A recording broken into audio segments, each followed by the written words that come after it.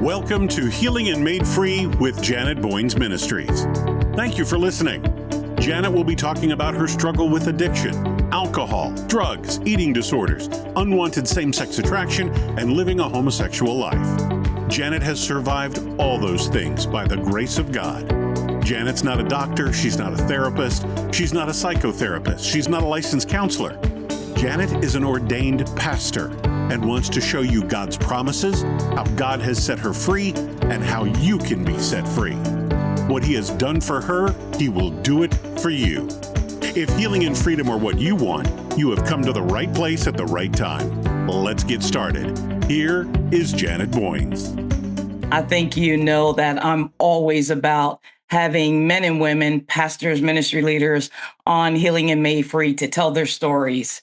And when it comes to pastors, I think it's really important that they share with my audience, their audience, on some of the struggles they've been through and how God set them free from whether they come through homosexuality, drugs, alcohol, or maybe not having a parent around. I have with me today my senior pastor, Pastor Darin Stroud. Pastor Stroud, welcome to Healing and Made Free. Good morning. Thank you. Thanks for having me. It's a blessing to have you. And I love you because you have this competitive spirit and you're so outgoing. You're not afraid to get involved with the youth and show people your athleticism. You know, you're a pickleball player, you're basketball, you love golf, and you're just young at heart. Well, sometimes my competitiveness, my wife doesn't like that that's my reputation, but at least it's a lot better than it used to be. I know. Pretty soon people are going to say to you what they say to me. When are you going to grow up? I don't know if I ever want to do that completely. Exactly. Pastor, you have been the pastor of a new church. You're from where? Well, currently I'm in Grapevine, Texas. Next month, the end of August of 25, will be there 3 years. It's been 3 years? It will be. Mm-hmm. Oh, my goodness. Yeah. It seems like you've only been there like a year and time is flying by.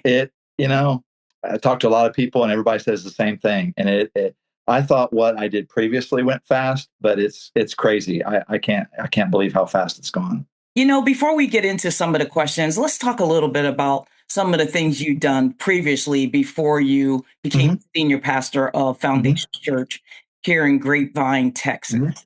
Yeah. So my wife and I, we graduated from Bible College in Springfield, Missouri, and then left from there and went to Wichita, Kansas. Never been to Kansas, never passed through Kansas before, never even saw the Wizard of Oz in its entirety. Got there and we were on staff at a church as youth and young adult pastors for 12 years. And then we got elected. I'm with the Assemblies of God, ordained minister, and we got elected to be the youth and Christian education at that point.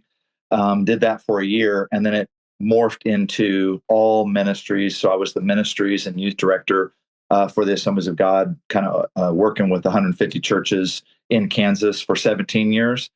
And then felt transition and then came here. So we were in Kansas for 30 years. And then now we're in Texas. Now you're in Texas and your whole entire family is here in Texas. They are now. Yeah. We just moved our oldest son and his 2 kids and their family here in the area after they were in Kansas. Kind of funny how God works. We were in Kansas. All of our kids were here in Texas. Then we moved them up there and then we came down here and then we moved them down here. So all of our kids are here and our 2 younger kids, they attend our church. Wow. What a remarkable story and the work that God is doing, not only in you and Marlene's life, but in your entire family.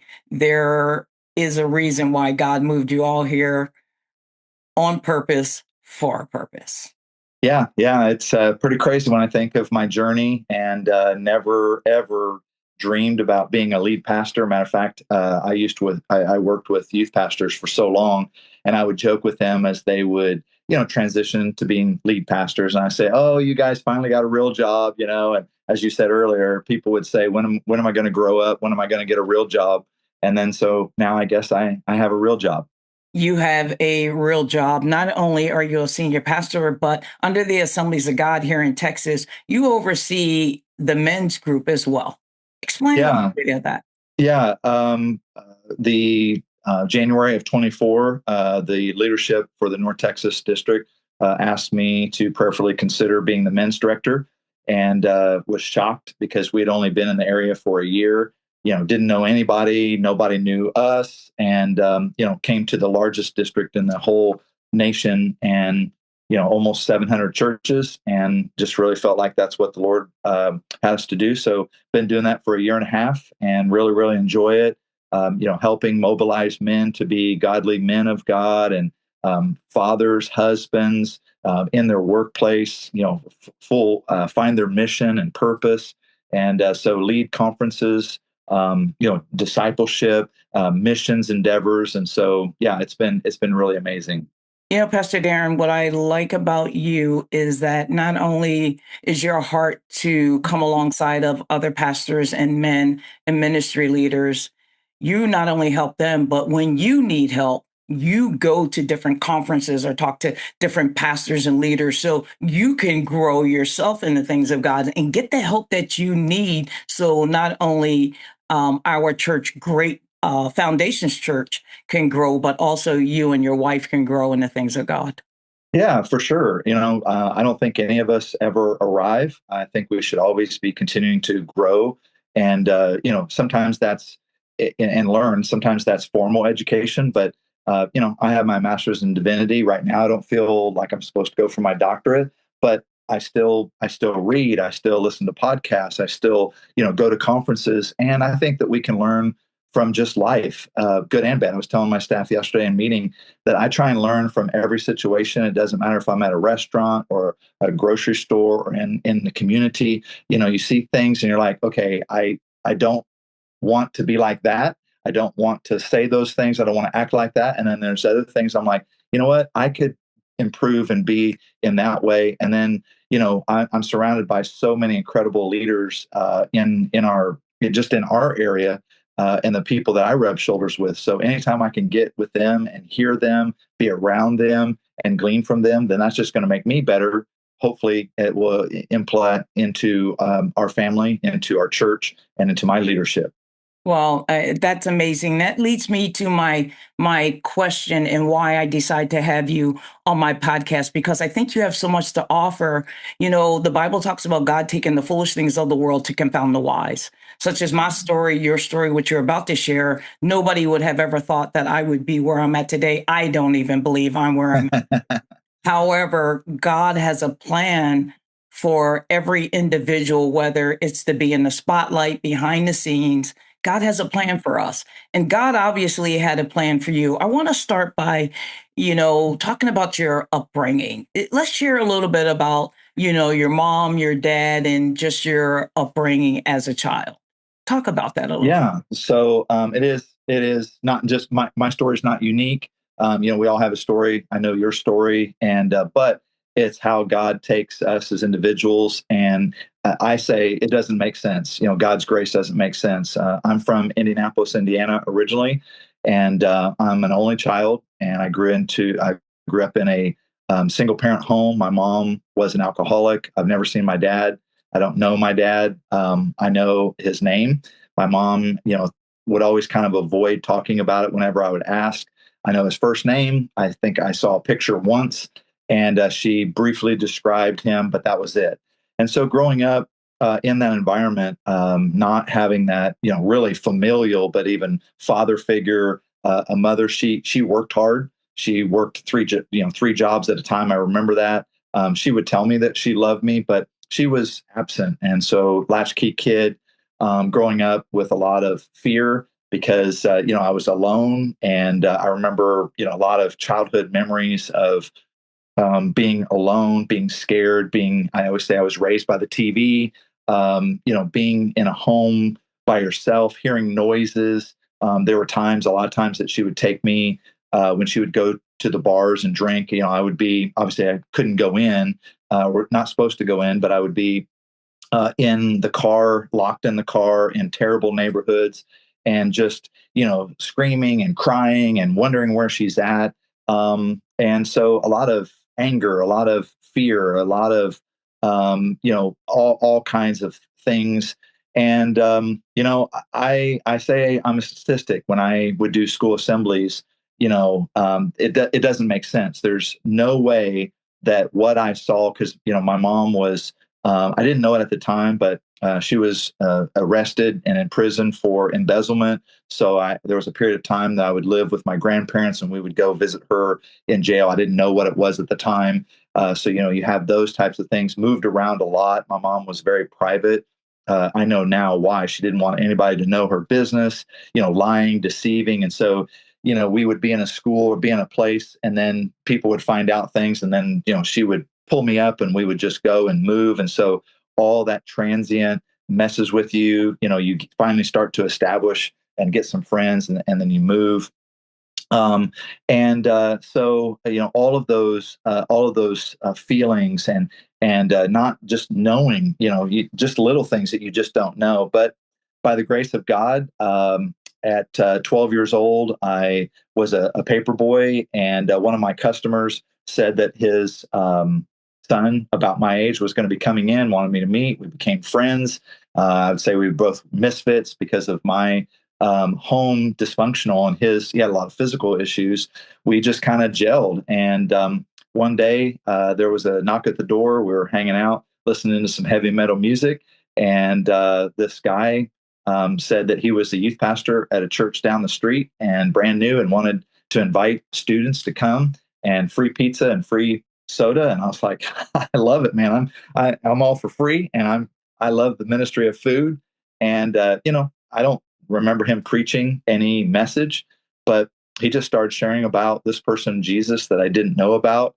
And I would say through relational evangelism, came to know the Lord and changed my life. All of a sudden now I'm hearing about this person that loves me. And, I should have been, because of the promiscuity, the alcohol and all of that from my mom, I should have been involved in any or all of it, or one thing. But I feel like the Lord gave me and this was even kind of before he came in, he gave me a good mind. And it was just kind of like, I saw the results of those things, and I was like, I don't want to do that. That's just dumb. That's stupid. And so I didn't have Christ before, but then with Christ, all of a sudden it changed everything. And I had a new found love, and my mom was still my mom. That relationship didn't change, but now I had a church. And so, got to be at church, walk 5 miles, one way, do all of that kind of stuff, be there every time the doors are open. Had a community. 2 years later, was filled with the Holy Spirit. Being from Indiana, so people in Texas would know, but Texas football is everything. Indiana is basketball. You don't play basketball, you're a loser. In Texas, you don't play football. And so I grew up playing basketball. I had a scholarship to play at Purdue University with Gene Cady, and that was my path. I wanted to be a sports broadcaster, into computers, things like that. And then my junior in high school, I felt called to the ministry. And for me, it wasn't a wrestling. It wasn't I don't know if I can do that. And I understand that people have that, but it was, just like I see your background, called. Mm-hmm. I was called, and okay, do it. Came back, and then went to Bible college in Springfield, met the woman of my dreams. And, that's a whole different aspect, because she's a PK, she's Hispanic. So you got this huge familial foundation and history colliding with somebody. There's no reason for her family or for her to want to have anything to do with me. But by the grace of God, he allowed that to take place. And now I have 3 amazing kids, 3 grandkids. And the Lord has just allowed me to, go places and do things that it just doesn't make sense. The things that God does with us and for us never make sense. The love that he has for us in spite of doesn't make sense. I mean, you talk about not having a father, not knowing who your dad was, the anger, the frustration, mom being in jail, a lot of things that you went through. Some of my listeners are going through a lot of the same things. And I want to take a step back, because you have a not a unique story, but a powerful story that I believe can assist some of those that are listening to help them get through it. You talked about being a paper boy. I don't want to skip by that. You're a very bright person. I'm around you on a regular basis on Sundays whenever I attend or in town. However, you decided to get a job. What made you decide to get a job? Because you could have went out, got on drugs. You could have started drinking like your mom. You could have had this self-pity, but you went and got a job at the age of 12. Yeah. Well, uh, really, it was about I needed to get out. I needed to get out of the home. I needed to get out of that environment. And my ultimate goal was, because I had to walk everywhere. My ultimate goal was to get transportation, and that meant a bike. So it was like literally to get a bike. So I got to get a bike. How am I going to do that? I got to get money, and it wasn't much. And then this family. So it started with being a paper boy. Then this family that we ended up leading to the Lord.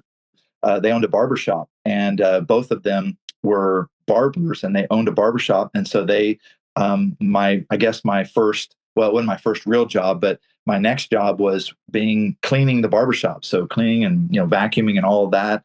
And all of that was, to keep me busy, to get me out of the house, but ultimately to get some money where I could buy a bike, which was amazing. My first bike was a girl's 10-speed. I got made fun of, but it was super cheap. And when you can ride 5 miles way faster than you can walk 5 miles. Exactly. So I could care less. I didn't care.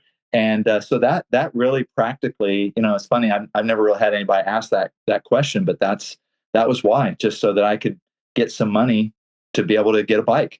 Yeah. A lot of people want to get money, that grow up, going through the trauma that I believe you went through as a child, especially being locked in the car, not knowing if you're going to get raped or somebody going to bust a window and kidnap you. And uh, the fear I would have had. I used to tell my mom I was going to run away from home, and she said, put us out on the step and say, go. And it was like, no, I don't want to go. Yeah, I want to hold go. your bluff. Exactly. And so I can't imagine, but there's so many children, young adults that are in the same situation as you were in, but you chose to do something that was going to benefit your life, to not push you back the way your mom was. Because a lot of people have self-pity and think, I'm just going to go out and I'm going to sell drugs. I'm going to get with this person. But you didn't want any of that. You wanted something totally different for your life. You watched your mom's life. You didn't have a father around. What got you to a place? I mean, we heard your whole entire story, how you got from point A to point B, but there's always a middle, you know? Who took you under their wing at such a young age? Because your mother obviously was not very helpful in raising you. And that extends from maybe something she went through when she was a child. And so we try to pass that on from generation to generation. But who assists you and help you get to, like, through high school without a father around? Yeah, I just spoke at our district office chapel last week and kind of shared men's ministry vision. And I talked about making of a man. And this is exactly so.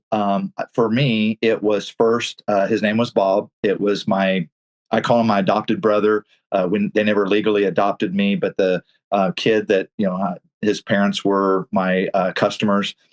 He wasn't a Christ follower. He was a good man, but they took me in. I mean, they fed me. They clothed me. He treated me like his son. The good, bad, and ugly. Told me the way it was, and that was kind of my first exposure to really kind of any kind of man.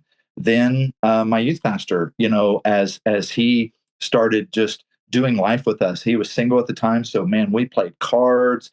We would play basketball. He just had us around, and we would. I remember restoring an old Volkswagen Bug, and then the biggest thing that stood out is this was obviously a long time ago, but we would go to Burger King and free refills. That was a brand new thing. And I remember, he would get us a cup and we would go get refills and just sit and drink pop and soda. And he would just talk about, and I didn't know it at the time, but I mean, I was a fat little kid. I was 200 pounds in seventh grade. All I remember, I was like, I can just keep going back and back and back. But I remember saying later on that Burger King was where the Holy Spirit was, because he was just talking about the things of God. It's kind of like Jesus, going along with the disciples. Mhm. So he was a huge impact. Then when I met my wife, or my girlfriend and my wife, her dad still is an incredible man of God, been a pastor, church planner, district official, all of that. And then the two pastors that I was on staff with for 12 years as a lead pastor, my pastor, and then my district superintendent. So those are the big key figures. But in not only in that middle school and high school, but then continuing on to this day. And then there continues to be other men that just really impact my life. You just re-emphasize something that I talk about when it comes to the church. The church has a powerful ministry. And when you don't have a mother around, you don't have a father around, I think it's important that the church takes on that responsibility, especially if you have a young person or even an older person attending your church, to make sure that we give them the things that they need. Maybe not the things they want. They clothed you, they fed you. They became a father to the fatherless, a mother to the motherless. Same with me. The church took me under their wing. One of the leaders asked me to come live with them. That is so powerful. And that's something, Pastor Darin, that I'm trying to get across to many churches. I just spoke at a church, and you know the name of it. And I just met with a young girl who came out of homosexuality. I met with her via Zoom when I spoke at the church. She came up to me, and, she came out a year ago. But once I started talking with her, if we don't help her, she's doggy pedaling. Mm-hmm. Even after a year, because we're not getting to the root cause of what got her there in the first place. However, the church now, I'm asking to come alongside of me to assist me in helping her grow more in the things of God, so she's not still meddling and talking with some of the people from her past, because that will eventually drag you back in, where the church became your father, your mother, your brother, your sister. And how powerful or how important is that in today's world? It's huge. I say it like this: Jesus saved my soul, but the church saved my life. Um, I, I mean, I walked 5 miles each way because of not only hearing the truth, but I'm convinced it was the community. It was my youth pastor. It was this youth group. It was just being there. I mean, there's women's Bible study. Man, I was there, hiding in the back. And there's a reason. And nobody went to my high school graduation. And, I didn't have, because it was so far away. And so that's why the local church, is so important to me, is so critical. And I've given my life and my ministry to it. And I wish that people, because times have changed, where the church used to be the focal point, the center, and everything was revolving around the church, the activities and what's going on at the church. And then if there was nothing, then people would go and do their life. Now it's completely reversed. Now it's like, well, if nothing else is happening in my own life, or if I'm not busy, what is the church doing? And I'm not saying that the church is perfect, but that's what we're called to do. We're called to, like, not just reach people, but disciple people. And you mentioned being a father to the fatherless. We're called, there are a couple of different people groups that specifically the church has a responsibility: the widows, orphans, and the poor. And we need to take those things seriously. And a lot of times people think that it's just the pastor or the lead, but it's not. It's the church. It's the whole church, all of us. And so, man, the local church is the hope of the world. Conferences are great, and all of those things, but it's the local church, the people in there that rub shoulders with people in schools and work and in their community, that when they need to know where to go, or where hope can be found or help can be found, that they'll say, "Oh, it's the local church." Wow. If you're listening to this podcast, whether it's on a podcast circuit or on YouTube, please, if you know someone, whether it's male or female, that is fatherless or motherless, share this with them, because I believe Pastor Darin's story will help them, continue to walk with the Lord, but continuously to believe in themselves. Pastor Darin, I want to go into something, because even though you didn't have a father and mother around, one, I don't want to skip by your grandparents and how much of a role did they play in your life. But at the age of 12, you had the oomph and the tenacity to want to do better. And what gave you that drive to think? Because as my listeners are listening to this or watching this, they have a part to play in this as well. Oh, You can absolutely. just leave it to everybody else and say, carry me on your back. You have to want to be better than how you are now. Can you talk about those two things, your grandparents, and how important it is for us to be willing to work hard to get to where you're at today?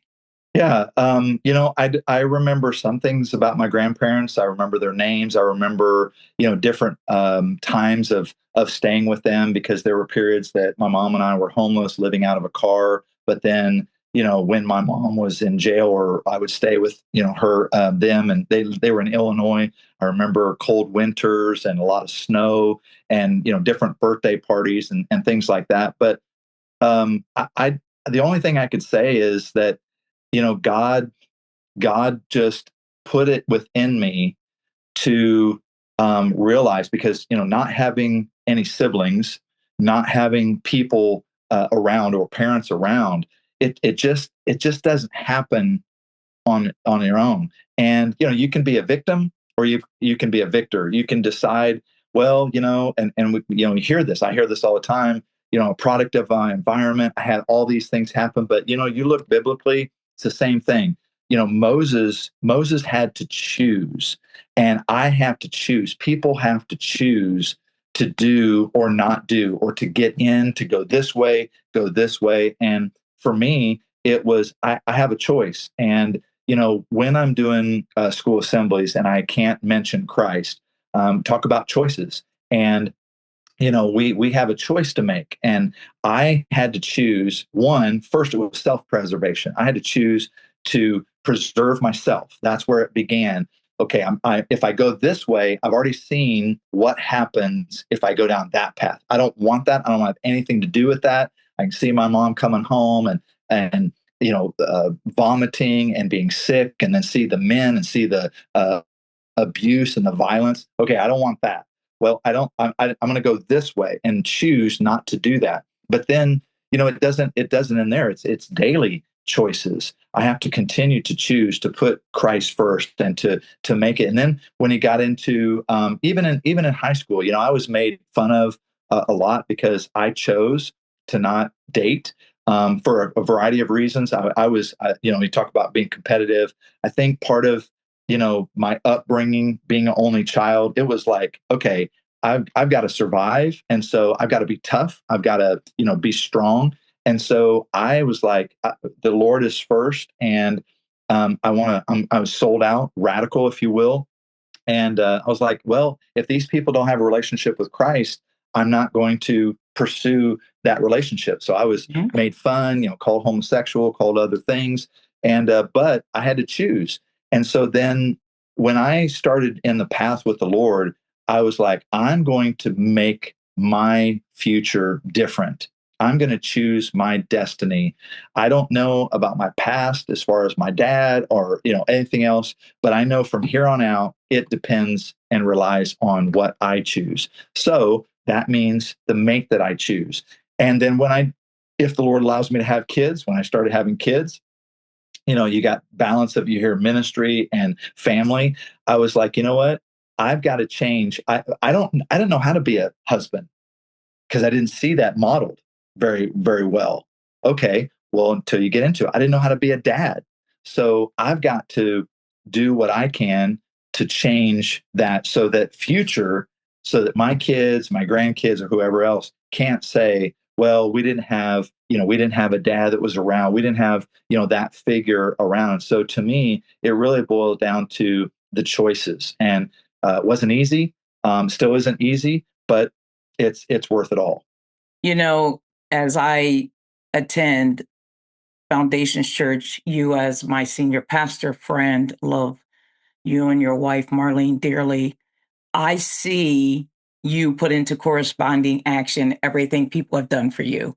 I see what you do for the community around the church and the people you spend time with, trying to get out with the young kids and just be present, not only with the church, but your family. Your family, God is number one. Your family is two. If people looked at your social media page, they'll see the time you spend with your family. However, you spend time with your wife. You guys go on vacation together. Make sure you go on date night. You make sure I'm watching. Trust We me. have date night tonight. Let's go. I watch more than people know. I probably know a lot about their marriage because I study people, and I don't say a lot. I'm not around a lot, but I'm always watching because there are marriages someday that I want to mimic. And be honest, yours and your wife's is one of them. I see how you guys spend time together. I see how you look after her, and protect her. I see how she protects you, and a lot of people might not understand that. But if there's a marriage that I would want to mimic, that's yours and your wife's. And I know Thank you. this is the first time you're hearing it from me, but it's the first time we've gotten into this type of conversation. What what's next for you? You have a wonderful family, but before you answer that, growing up without a father, as we're coming to a close, and not having your mother around, first of all, where is your mother today? She passed away a couple of years ago. My wife always talks about, because obviously coming into the family, my mom and I, she was just very unusual. We had a very unique relationship for a variety of reasons. And so, we weren't close. But she passed away a couple of years. She was, very private. A lot of times I didn't even know, even when we got married, and, she still lived in Indiana. We'd try and go, she wouldn't tell me where she lived. Just a lot of unusual things. And so she passed away a couple of years ago. Well, it's sad to hear that. Did she know Jesus? Do you know if she knew the Lord? It's kind of crazy. When I was in high school, of course, trying to reach her, she ended up getting remarried and moved to the other side of town. Kind of, you know, I didn't move with them. I ended up going with this other family because my church, everything was there. But she didn't want to talk to me for over a year. But there was a period where her and her husband, he was a good guy, and so they came to the church. And I remember, like, I'll say 6-8 weeks. I don't know exactly how, but there was a period where for 6 or 8 weeks they came regularly. They came every Sunday. And I remember when my pastor would give the altar call, she would always leave. And she would go to the car, and then we would get done and leave. And, later on, and she would, you could tell, and I knew now it was the conviction of the Holy Spirit. And, for years, I would pick and choose because it was always a battle. And so, okay, do I press, listen? But there was a period where she had a stroke, and, I was able to got, like, hey, we got nothing to lose here. And so I remember talking to her and just saying, hey, Mom, how is your relationship with God? And she said, I'm not perfect, but she said, I do feel right with God. And so I don't know. I'm not the judge. I put that in his hands. And so I don't know how she finished. Well, I'm going to believe by faith because we walk by faith that within the times that she attended church, she could have sat right there and gave our heart to the Lord. And we will never know until we stand before the Yeah, Lord someday. But I'm going to believe by faith that, she's there and that you'll see her again, however, in a different body, different mindset. for sure. I'm so grateful for the men and women that took you under their wing. I believe our steps are ordered by the Lord. I don't think it was a coincidence. Absolutely. God put someone in your life to take you under their wing as you continue to do that for people that are coming behind you. Hmm. You're a light and a great example to many of us that attend Foundations Church. And I hope you stay encouraged and be encouraged Thank that you. the best is yet to come for you yet. I think God is going to continue to enlarge your territory and continue to grow Foundations Church. If you're not there for the rest of your life, I believe that you're only going to continue to climb and be a leader that God intended for you to be. Thank you. It's very kind. I received that, and let it be so. Yeah, let it be so. I want to close. I close differently. I never close the same. I don't want to be the same person all the time and repeat the same things all the time. But I want you to speak to families out there, young millennials, Gen Zs, who are not walking with the Lord right now, or who are walking with the Lord and just going through a lot of things that you're going through. I want you to close this out and speak into their lives. Yeah. Well, if they're not following the Lord, all I can say is just as I'm doing a series right now, and just Sunday talking about the pearl of great prize and finding the treasure. It's hard for me or anyone to really put into words and articulate what the Lord means. And it's only when you really give your entire life to Him, it's worth it. And there is no greater treasure. There is not. It doesn't mean that your life is going to be easy. It doesn't mean that all your problems are going to go away. But what it does mean is He will always be with you. You will never be alone, and He's going to guide and direct you. And your future is incredibly secure. And for those who do have a relationship, I would just encourage to continue to press in more and more and more. Obviously our culture is getting more and more difficult, more and more, anti the things of God. And, we've got to push in more. We've got to be more determined. We've got to choose to seek Him. And my theme verse of my life is Matthew 6:33. Seek first the kingdom of God and His righteousness. And I always stop there. I know the promise. And all these things will be given to you. But I think so often, especially in our day and age, we always look to the rewards. We always look to the promises and the prosperity. And I get He's going to do that. But I just really believe that if we will seek first the kingdom of God, put Him first, all the other stuff takes care of itself. He helps and makes sure that comes through. So that's what I would encourage everybody. Get plugged into a local church, get discipled, find your mission and purpose. And I believe that the best is yet to come for them as well. Pastor Darin, thank you so much for being on Healing and Made Free with Janet Boynes. Those of you that are listening via YouTube or on a podcast, please share this with someone. And I believe God will do for you what He has done for Pastor Darin. God bless you. Thank you. We love you and so proud of you, and appreciate all that you do, and just continue to pray for you and your ministry. Thank you so much. All right. See you on the pickleball court. Absolutely. See ya.